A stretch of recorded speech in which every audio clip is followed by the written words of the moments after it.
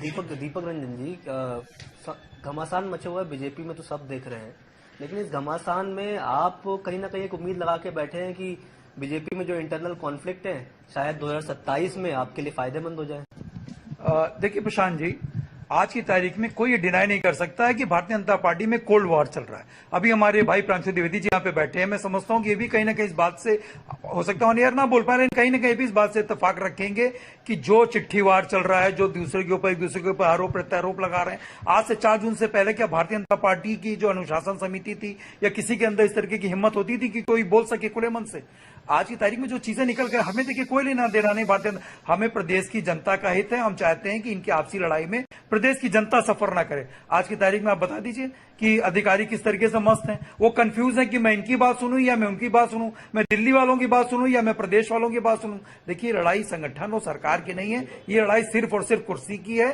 कोई कुर्सी पे बैठना चाहता है और कोई कुर्सी से किसी को हटाना चाहता है, सिर्फ इस चीज की लड़ाई है। और बार बार मैं ये बात कहता हूं कि ये चीजें जो है, जो इनकी अपनी अंदर की जो कोलवार चल रही है, इसका अब आज की तारीख में सब एक्सपोज हो चुका है। चिट्ठी वार से के साथ साथ एक मंच पे जहां पे राष्ट्रीय अध्यक्ष जी बैठे हुए हैं, वहां पे अगर ये सब चीजें नहीं होती, अगर इस पे हवा नहीं दी जा रही होती या अंदर आपसी लोगों का कोल्ड वॉर नहीं होता, तो हम आप इससे बैठ करके डिबेट नहीं कर रहे होते। अगर सब कुछ स्मूथली चल रहा होता तो हमको आपको इस विषय में डिबेट का, बहुत से विषय हैं, स्वास्थ्य, शिक्षा, रोजगार, महंगाई, दवाई, पढ़ाई, सिंचाई छोड़ करके आज हम डिबेट इस पे कर रहे हैं।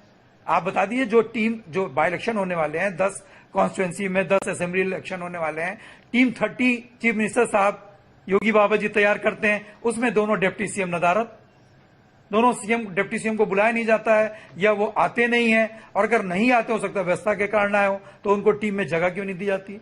यही टीम थी, यही पूरा उत्तर प्रदेश का अमला था जिसने घोसी में, मैं समझता हूं कि छोटे से लेकर के बड़ा, कार्यकर्ता से लेकर के मंत्री, किसी ने घोसी में जो है कोई ऐसा नहीं रहा होगा जिसकी ड्यूटी न लगाई गई हो। और परिणाम क्या रहा? ये भी वही पॉइंट उठा रहे हैं कि अधिकारी जो है नहीं सुनते, ऐसे भाजपा के तमाम नेता आरोप लगाते हैं। आप तो युवा मोर्चा के अध्यक्ष हैं, आपने ऐसा महसूस किया अधिकारी सुनवाई है अधिकारियों के आप लोग की नहीं? नहीं, मुझे आज तक ऐसा महसूस नहीं हुआ कि अधिकारी नहीं सुनते हैं, और अधिकारी एक तरह से जनप्रतिनिधि के प्रति जवाबदेह हैं। अगर कोई अधिकारी बात सुनने में, जनता की बात सुनने में लापरवाही किया होगा तो उसको ठीक करना भी, कम से कम मैं स्वयं के बारे में जानता हूं और तमाम सारे नेताओं को भी जानता हूं, जो अधिकारी अगर कुछ गलत कर रहे होते हैं तो उनके वर्किंग को ठीक करने का उनके पास पूरा अधिकार होता है। आप ठीक कर लेते होंगे, लेकिन बहुत से नेता तो वीडियो बना के बाइट भी भेज दे रहे हैं कि सुनवाई नहीं हो रही है, खुद से भेज देते हैं। आपकी पार्टी इस बारे में मेरा कोई टिप्पणी, कौन ऐसा कह रहा है, लेकिन मैं इतना जानता हूं कि अधिकारी, जो मैंने कहा, आप भी जानते हैं लोकतांत्रिक व्यवस्था कैसी है कि अगर उत्तर प्रदेश सरकार है तो उसका प्रमुख सचिव भी एक विधायक के लिए जवाबदेह है और जवाब देना होता है। तो मैं ये नहीं मानता हूं कि ऐसा कुछ। दीपक जी, आप इन पर आओ, उसके पहले आपसे भी एक सवाल इसी से जुड़ा हुआ। आप लोगों को क्या लग रहा है, आपको इसमें, जैसे कहते हैं ना, बिल्ली के भाग से छीके का फूटना, तो आपको लग रहा है कि ये जो बीजेपी के भीतर चल रहा है, ये आप लोगों के लिए बड़ा बेहतर है? देखिए, अभी जो हालिया जो चुनाव कंडक्ट हुआ है 2024 का आम लोकसभा का चुनाव, उसी में जनता ने इनको आईना दिखाने का काम कर दिया। उसके पहले तो ये सारे ग्लिचेस नहीं थे, आपस में कोई लोगों का कुछ ऐसी खींचता नहीं थी, ना जो है ऑन एयर हो रहा था, ना हम उस पर कोई डिबेट कर रहे थे। तो जनता ने तो अपना पहले ही बता दिया। अभी हमारे भाई प्रांशु जी को सकता है कुछ मजबूरी हो, ये ना बता पा रहे, पार्टी के ये विधान परिषद सदस्य भी हैं और भाजयुमो के प्रदेश के अध्यक्ष भी हैं, लेकिन मैं समझता हूं कि फतेह बहादुर जी बहुत बड़ा नाम, 7 बार के विधायक हैं और पूर्व मंत्री हैं, और बहुत बड़े परिवार के वो वीर बहादुर सिंह जी के पुत्र हैं, जो यहाँ के चीफ मिनिस्टर रहे हैं। उनका कार्यकाल गोरखपुर को लेकर के लोग सराहना करते हैं उनके कार्यकाल की। उन्होंने जो अपनी जान माल का खतरा बता दिया, तो बचाई क्या है? उन्होंने कहा कि हमारे पिताजी 52 साल की उम्र में मर गए थे और मैं 54 साल में मेरी हत्या हो जाएगी। मैंने 11 दिन हो गया, मैंने माननीय मुख्यमंत्री जी को मैंने लिखित लिखा, मैंने मिल करके उनको बताया, यहाँ के कप्तान एसएसपी साहब को मैंने बताया यहाँ के, लेकिन हमको अपराधी के साथ साथ हमको जो है, जो एसएचओ है, जो यहाँ का पुलिस वर्किंग है, उस पर हमको संदेह है, वो हमारी हिफाजत नहीं कर पा रहा है। और एसएचओ जो है, उस अपराधी जिसके खिलाफ हम कार्रवाई की मांग कर रहे हैं, उसके साथ एसएचओ साहब जो है वो दाव तोड़ा रहे हैं। तो कैसे बता सकते हैं? मैं समझ सकता हूँ प्रांशु भाई की दिक्कत हो सकती है परेशानी, लेकिन मैं जो इनकी मुखरता है, मैं समझता हूँ कि हमेशा सही बात बोल रहे हैं प्रांशु जी को। जहां तक मैं जानता हूँ, आज भी इनको ये बात उठानी चाहिए कि अगर इनके विधायक ये बात उठा रहे हैं तो आम आदमी का अभिषेक भाई क्या हाल होगा। चलिए, एक सवाल आपसे, आपको लगता है ये सब डिजाइन है? मतलब धीरे धीरे करके पहले एक ने शुरू किया, फिर दूसरे ने बोला, फिर तीसरे, चौथे, अब आज तो पूरा का पूरा एक बोलने वालों की तादाद खड़ी हो गई है। वो कहते हैं ना, अपना सोचा होता नहीं, हरि सोचा तत्काल। आप कुछ भी कह लीजिए, कितना भी बचा लीजिए अभिषेक भाई भारतीय जनता पार्टी को, लेकिन भारतीय जनता पार्टी इस वक्त हॉट वाटर में है। इस चीज को तय कर लीजिए। जिस उत्तर प्रदेश से ये लोग अहंकार से, दंभ से 80 में 80, 80 में 78, 80 में 160 ये जो बोला करते थे ना, उसका जवाब जनता ने दिया है। आज भी मैं कहता हूं कि आपस में ये भ्रष्टाचार के बंदर बाट की लड़ाई, किसी को पीडब्ल्यूडी दे दीजिएगा वो चुप हो जाएगा, किसी को गृह मंत्रालय दे दीजिएगा वो चुप हो जाएगा। झगड़ा किसी और चीज का नहीं है, झगड़ा जो है इनको, जैसे कहा तो ये जाता है कि मुख्यमंत्री योगी आदित्यनाथ पर आप चाहे जो आरोप लगा लें, भ्रष्टाचार का आरोप आप मुख्यमंत्री पर नहीं लगा सकते। मैं नहीं लगा रहा हूं। मैंने कहाँ लगाया? मैं क्यों लगाऊं भाई उनके ऊपर आरोप? उनके ऊपर आरोप लगाने के मोती सिंह कम है, रमेश मिश्रा कम है, फतेह बहादुर सिंह कम है, टी राम कम है। ये तो अफसरशाही के आरोप लगा रहे हैं। नहीं तो क्या नाम, बगैर मुखिया के अफसरशाही क्या नाम वो हो जाएगी क्या? कैसी बातें करते हैं आप लोग? या तो आप इसका मतलब ये साबित करना चाहते हैं कि योगी जी ईमानदार तो हैं लेकिन निकम्मे हैं। आप ये कहना चाह रहे हैं क्या कि अफसरशाही जब बेलगाम है, अफसरशाही पर सवाल उठ रहे हैं, ठीक है, और हर उनके विधायकों को देखें या फिर उनके साथ के जो उनके सहयोगी हैं उनको देखें तो ये सवाल उठा रहे हैं। लेकिन जब आप अगर भ्रष्टाचार के बंदरबाट का इशारा कर रहे हैं तो ये किसकी तरफ? मैं कह तो रहा हूं पूरा। देखिए, बगैर राजनीतिक नेतृत्व के भ्रष्टाचार संभव नहीं है। अभी आदरणीय प्रांशु जी ने, जो एमएलसी साहब, इन्होंने स्पष्ट कहा कि इन्हें ठीक करना आता है। क्या बाकी लोगों को ठीक करना है? इन्हें ठीक करना आता है तो इनके सामने सब ठीक है।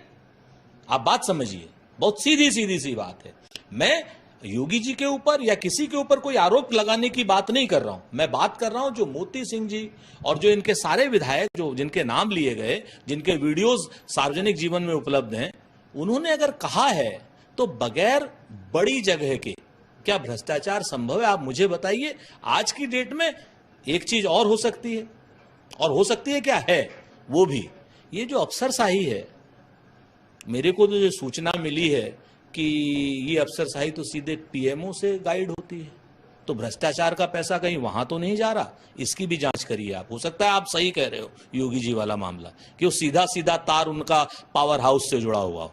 वो पावर हाउस, जिस पावर हाउस को सीधे के सीधे सारे के सारे मोदी जी के रिटायर्ड लोग चला रहे हैं, वो पावर हाउस जो यहां पर पिछले 3 बार से परमानेंट डीजीपी नहीं अपॉइंट होने दे रहा है, वो पावर हाउस जो यहां की ब्यूरोक्रेसी को रिटायर्ड दुर्गा शंकर मिश्रा से चलवाना चाहता है, वहां जा रहा होगा पैसा। लेकिन भ्रष्टाचार तो है, क्योंकि ये मैं नहीं कह रहा हूं, ये भाजपा के लोग कह रहे हैं। तो आप योगी जी को क्या नाम करें, बताएं, या मोदी जी बताएं, भ्रष्टाचार है। मेरा आपसे एक छोटा सा आखिरी सवाल ये है कि क्या केंद्र और राज्य में सब कुछ ठीक है? क्योंकि मैं इसलिए सवाल पूछ रहा हूँ कि जब जैसे राजपूत जी नहीं बोला, मध्य प्रदेश में मोदी की गारंटी काम कर जाती, उत्तर प्रदेश में नहीं काम कर, इस चीज को लेके बड़ा पिछले एक हफ्ते से खास तौर पे नहीं बोल रहा हूँ। हाँ, मैं ये कह रहा हूँ काम नहीं करती। हाँ। झूठे लोग हैं भारतीय जनता पार्टी के, एक आदमी को शहीद करना चाहते हैं। जब मध्य प्रदेश में मोदी की गारंटी कहते हो, जब चुनाव जीत गए तो कहते मोदी गारंटी चुनाव जीती। तो अगर आप में भाजपाइयों में हिम्मत है तो कहें उत्तर प्रदेश में मोदी गारंटी हारी। ये सवाल सीधा वही था, उसका मैं छोटा सा मैंने पूछा, क्या केंद्र और राज्य के बीच में सब कुछ समन्वय है, सब कुछ ठीक है? आपको कुछ अंदाजा उस बात? आप संगठन, एक अहम संगठन आपके हाथ में है पूरा यहाँ पे। देखिए, लोकसभा का चुनाव सबने देखा और उत्तर प्रदेश में सारी जनसभाएं मोदी जी की भी आपने देखी होंगी, और आगे बढ़कर उन्होंने देश के लोकप्रिय मुख्यमंत्री के रूप में योगी जी को हर मंच से तारीफ करी कि उत्तर प्रदेश में योगी है उपयोगी, उत्तर प्रदेश मैं भाग्यशाली हूं, उत्तर प्रदेश में योगी जी मुख्यमंत्री। तो निश्चित तौर पर हमारे नेतृत्व को योगी जी पूरा भरोसा, उन्होंने चुनाव में भी दिखाया है और आगे भी मुझको लगता है कि विश्वास बना रहे हैं। चलिए, आखिरी सवाल। अब चूंकि दोनों लोग सपा और कांग्रेस के हैं और 10 सीटों पर उपचुनाव होने हैं, तो ये बताइए कि कहा तो ये जा रहा है कि सीटों का तालमेल आपस में आप लोगों का हो गया है, होने वाला है, 3 सीट 5 सीट, क्या एकदम से जेल है दोनों का, या फिर हम लोग 10 की 10 सीट लड़ रहे हैं? इस चीज को बहुत, कांग्रेस कितनी लड़ रही है? फिर मैंने कहा ना, कांग्रेस 10 की 10 सीट लड़ रही है। इंडिया गठबंधन 10 सीटों पर चुनाव लड़ रहा है। सिंबल किसी सीट पर किसी का हो, बहुत साफ सी बात है। हमारे यहां पर ये सिंबल इतने का रहेगा, ये सिंबल, कोई लड़ाई नहीं है। आप हमारे अंदर मत पानी में लाठी इस समय मत मारिए, जब मौका आएगा तब। दोनों बैठे इसलिए सवाल तो पूछ मैंने इसीलिए कहा ना कि 10 की 10 सीटें लड़ रहे हैं। हम यूनाइटेड हाउस है, Bharatiya Janata party fractured house है।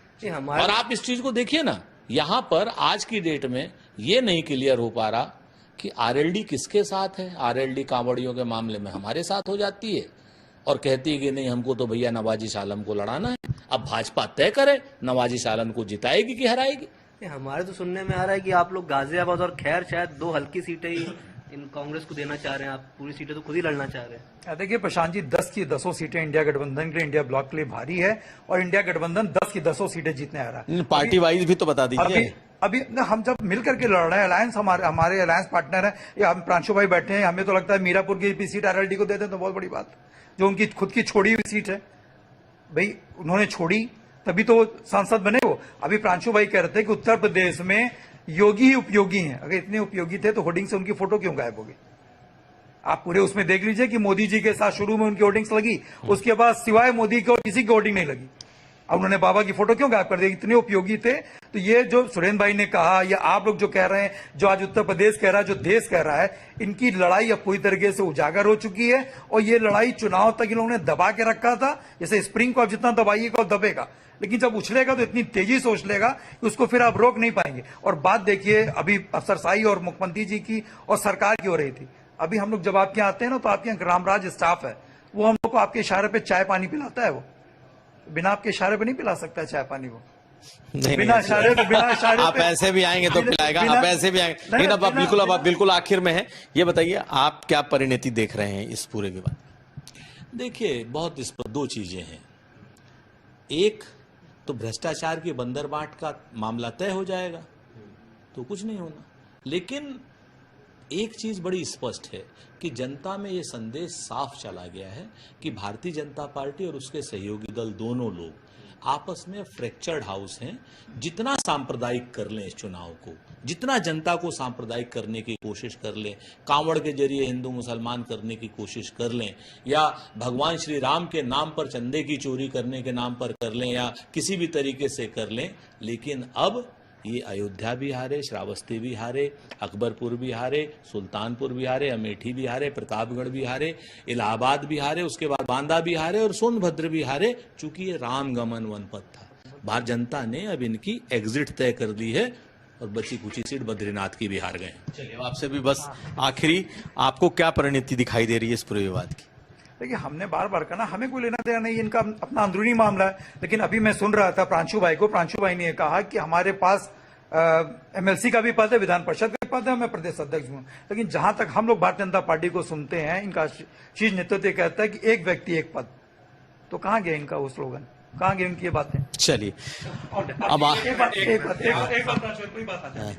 इन्होंने कहा दुनिया की सबसे बड़ी पार्टी, उस दुनिया की सबसे बड़ी पार्टी को एक व्यक्ति के अलावा दूसरा व्यक्ति नहीं मिला जिसको प्रदेश अध्यक्ष बना सके या किसी को विधान परिषद भेज सके। अभी प्रांशु भाई ने कहा कि मेरे इस हाथ में भी विधान परिषद है, इस हाथ में मेरे प्रदेश अध्यक्ष है। तो क्या दूसरा व्यक्ति नहीं मिल पा रहा है? ऊपर से चलिए अब जवाब